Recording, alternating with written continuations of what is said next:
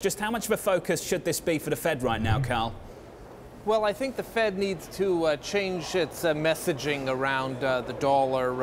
Every time Fed officials asked about the relative strength of the dollar, they default into this kind of boilerplate language about it being the Treasury's domain and whatnot. It's a slightly intellectually dishonest response, because in a freely floating exchange rate, the level of interest rates absolutely is relevant. So the Fed shouldn't by any means signal that they're trying to devalue the currency or appreciate the currency.